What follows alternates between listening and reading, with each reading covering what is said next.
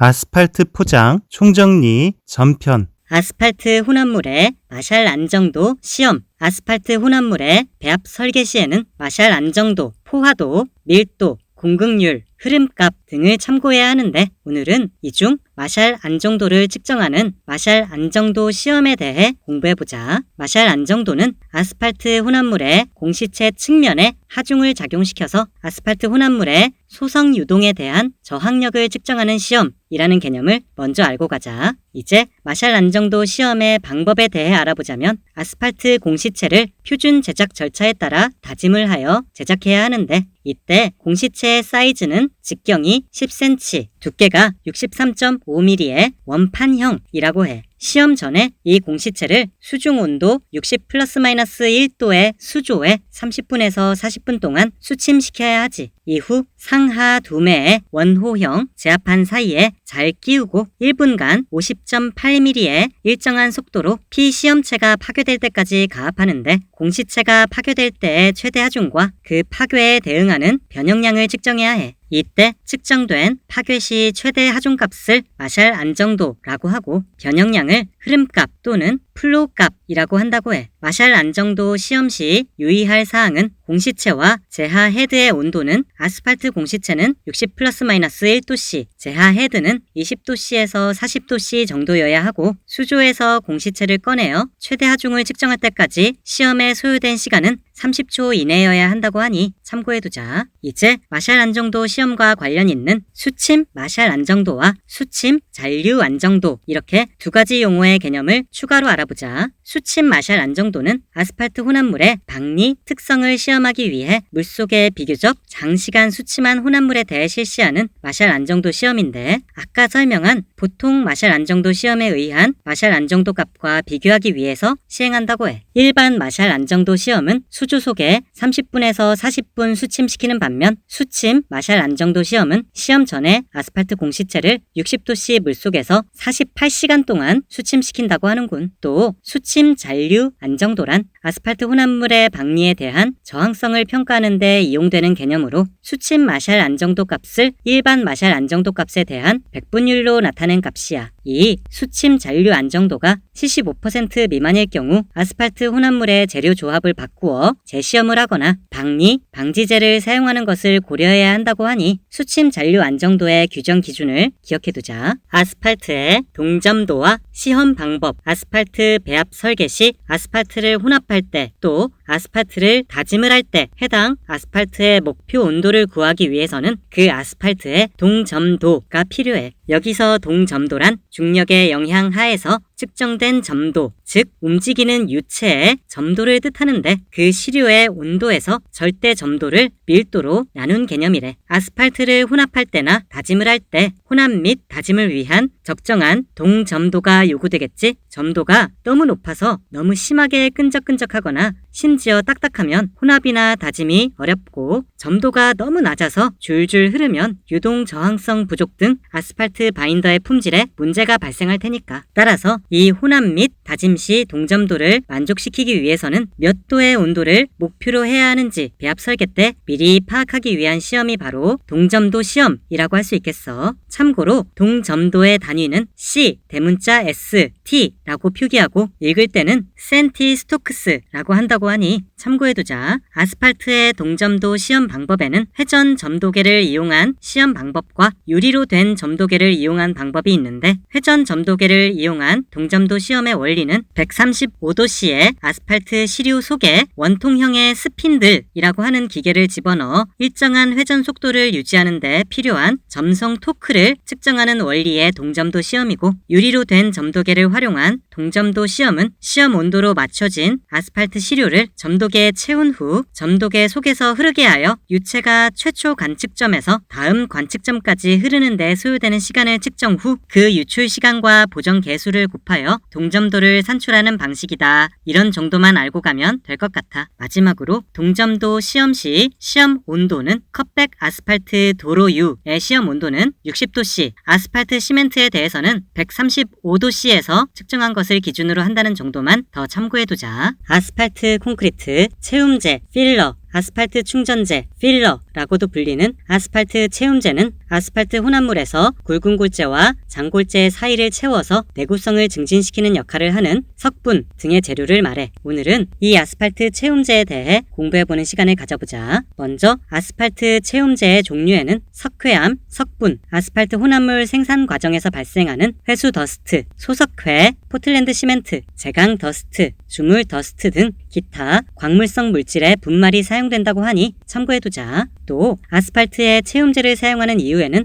내구성 및 강도 향상, 인터로킹 효과 증대, 차수성 증대, 재료 분리 방지, 박리 현상 방지, 지표수, 침입 방지가 있으니 기억해두자. 이제 아스팔트 채움제의 품질에 대해 알아보자면 채움제에 사용되는 재료의 입도는 0.08mm 이하여야 하고 수분 함량이 1% 이하여야 하며 채움제는 먼지, 진흙, 유기물, 덩어리진, 밀입자 등의 아스팔트 혼합물 품질을 저감시키는 유해물질을 함유하지 않아야 하고 혹시 유해물질이 아니라고 할지라도 이물질 함량은 1% 이하여야 하지. 또 회수 더스트가 채움제로 포함될 시 소성지수는 6 이하, 흐름 시험은 50% 이하, 침수 팽창은 3% 이하, 박리 저항성은 4분의 1 이하가 되어야 하고 아스팔트 혼합물의 채움제 최적 BVF 벌크 볼륨 오브 필러는 60% 이하여야 한다고 하는군. 기타 사항으로 PRV 즉 채움제의 다짐 공급 비율에 대한 시험을 실시해서 보고해야 한다고 하니 추가로 참고해두자. 집중적인 강우가 발생하는 지역 등에서 아스팔트 포장을 적용하려면 아스팔트 혼합물의 박리 저항성을 향상시키기 위해 소석회나 소석회 혼합 석분을 사용해야 하는데 소석회의 효과에 대해 정리해보자면 수분에 대한 민감성을 감소시켜 아스팔트와 골재의 박리를 저감시키고 아스팔트의 산화를 감소시켜 노화를 낮추며 아스팔트의 강성을 다소 증가시켜 소성 변형을 낮춰준다고 해. 또 미세균열의 진전 속도를 감소시켜 균열 저항성을 증가시킨다고도 하니 기억해두자. 마지막으로 아스팔트 채움제를 저장할 때는 전용의 사일로에 저장해야 하고 수분 등 이물질이 혼입되지 않도록 관리를 철저히 해야 한다고 하니 채움제 저장에 대한 사항도 참고해두자. 가열 아스팔트 혼합물의 배합 설계, 아스팔트 포장 기층과 중간층, 표층에는 아스팔트 혼합물이 사용되는데 이 가열 아스팔트 혼합물을 제조하기 위해서는 배합 설계가 필요해. 오늘은 이 가열 아스팔트 혼합물의 배합 설계에 대해 공부해보자. 먼저 가열 아스팔트 혼합물 배합 설계의 목적에 대해 정리해보자면 아스팔트의 포장이 장기간 제 성능을 유지할 수 있는 배합 비율 결정, 마샬 특성치를 이용하여 최적 아스팔트 함량 결정, 아스팔트 플랜트에서 적합한 배합 비율로 아스팔트 혼합물을 생산할 수 있도록 현장 배합을 결정하기 위해 배합 설계를 한다고 할 수 있겠어. 다음으로 가열 아스팔트 혼합물의 배합 설계 시 주안점에 대해 짚어보자면 혼합물의 안정성 확보, 소성 변형과 균열 등에 대한 저항성과 내구성 확보, 미끄럼 저항성 확보, 내유동성 확보, 박리 방지 성능을 확보할 수 있는 혼합물이 되도록 배합 설계를 해야 하겠어. 이제 가열 아스팔트 혼합물 배합 설계 순서에 대해 알아보자. 먼저 배합하기 전에 가열 아스팔트 혼합물의 종류를 선정해야 하는데 용도에 따라 밀 입도로 해야 할지, 세립도로 해야 할지, 계립도 아스팔트로 해야 할지 결정해야 하겠지. 간단히 설명을 하자면 밀 입도 아스팔트는 일반적인 아스팔트 혼합물이라고 생각하면 되겠고 세립도 아스팔트 혼합물은 세립분이 많아서 치밀한 혼합물, 계립도 아스팔트 혼합물은 노면이 거칠어서 미끄럼 방지용 혼합물로 사용되는 혼합물임을 알고 가보자. 다음은 사용 재료의 선정과 재료의 시험을 진행하고 그 재료의 적부를 판정해야 해. 이때 주요 사용 재료로는 아스팔트 바인더와 골재, 채움제가 있겠지. 다음은 골재 배합비와 합성 입도를 결정해야 하는데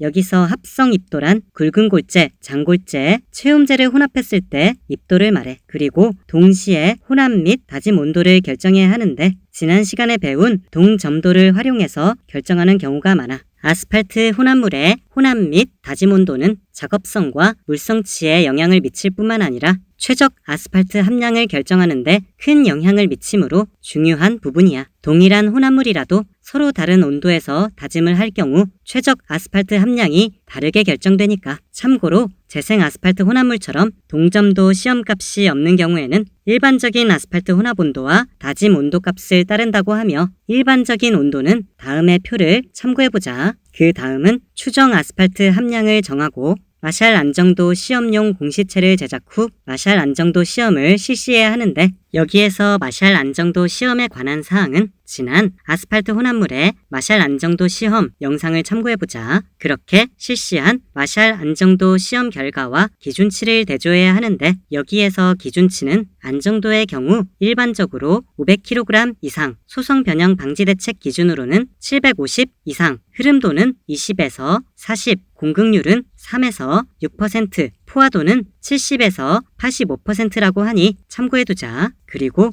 모든 성상의 시험 결과를 바탕으로 최적 아스팔트 바인더의 함량을 결정해줘야 하는데 결정 방법은 최적 아스팔트 함량의 결정 그래프 그리기 영상에 나온 방법을 별도로 참고하면 되겠어. 여기까지 과정이 실내 배합 설계 과정이고 이제 실제 아스팔트 플랜트에서 혼합해 본 후 그 결과에 따라 현장 배합을 최종적으로 결정하면 되겠지. 이제 마지막으로 가열 아스팔트 혼합물 배합 설계 시 유의사항에 대해 정리해보자면 마샬 안정도 시험 강의 때 유의해야 할 사항이 배합 설계 시 유의해야 할 사항으로 가름할 수 있고 재료의 선정에 있어서 소요의 품질을 구비하고 필요한 양을 확보할 수 있는 것이어야 하며 가열 아스팔트 혼합물에 자연 모래는 사용하지 않는 것이 좋다고 하니 참고해두자. 중온 아스팔트, 중온 아스팔트란 아스팔트 혼합물에 중온화 첨가제를 첨가해서 생산 및 시공 시에 아스팔트 온도를 30도씨 정도 낮춘 아스팔트를 말하는데 중온 아스팔트는 일반 아스팔트 대비 시공 온도가 낮으니 작업 환경이 개선되고 CO2 배출량이 감소되어 저탄소화 효과가 있으며 이에 따라 지구온난화 방지 효과를 기대할 수 있으며 먼지와 유해가스도 일반 아스팔트 포장에 비해 저감할 수 있다고 해. 오늘은 이 중온 아스팔트에 대해 공부해보는 시간을 가져보자. 먼저 중온 아스팔트의 특징은 아스팔트 혼합물의 생산과 시공 온도를 약 30도씨 낮출 수 있다는 특징이 있는데 이로 인해 아스팔트를 제조 시 온도를 높이는 데 필요한 연료를 절감할 수 있고 생산 과정에서 대기로 방출되는 CO2 가스의 배출을 약 35% 저감시킬 수 있다고 하며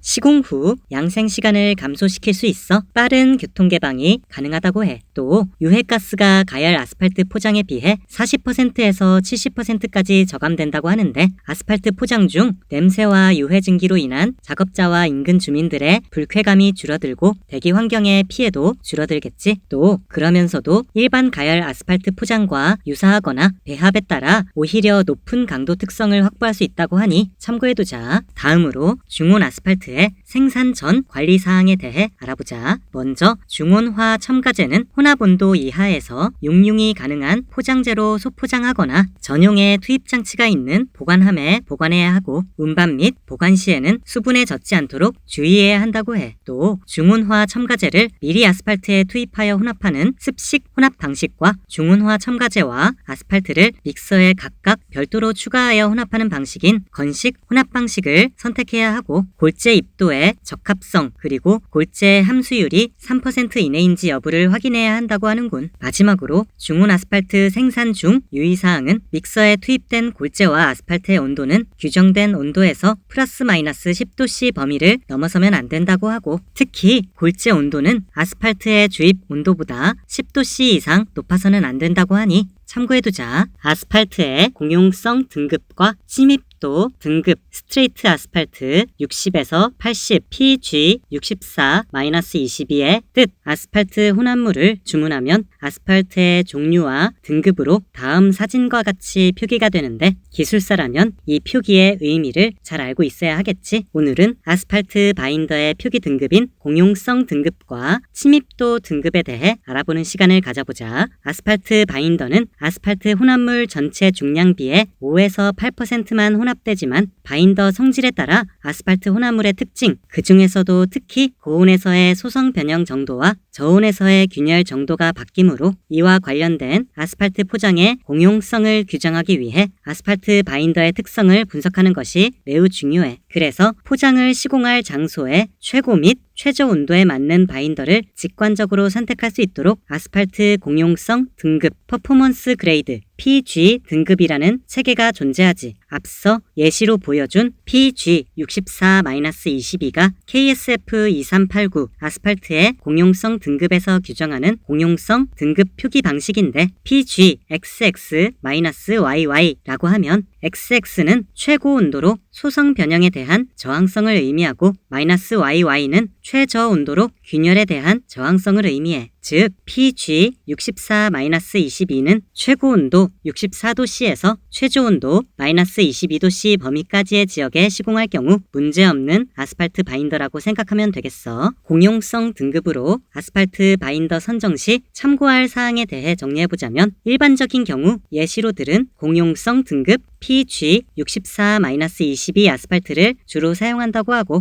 교통량, 특히 저속 하중이 많이 작용하는 교차로나 톨게이트 근처는 PG70-22 이상을 적용한다고 해. 또 정지 하중이 작용하는 신호대기 지역, 버스 정류장이나 오르막 구간 등 영구 변형 발생 위험이 높은 지역에서는 PG76-22 이상을 적용한다고 하는군. 이렇듯 상부 하중의 제하 속도는 고온 등급 선정에만 영향을 미치고 저온 등급 선정에는 영향이 없다는 것을 참고해보자. 다음으로 공용성 등급과 함께 표기되는 침입도 등급에 대해 알아보자. 아스팔트의 침입도란 25도씨의 온도에서 아스팔트 재료의 굵기가 어느 정도인가, 즉 경도를 나타내는 값이고 이 침입도의 범위에 따라 등급을 부여한 것이 침입도 등급이야. 즉 침입도 등급 60에서 80의 의미는 침입도가 60에서 80 사이라는 것을 의미하지. 침입도 등급과 관련하여 참고할 사항에 대해 정리해보자면 아스팔트는 KSM 2201에 따라 침입도 등급이 20에서 40, 40에서 60, 60에서 80, 80에서 100, 100에서 120 이렇게 다양하지만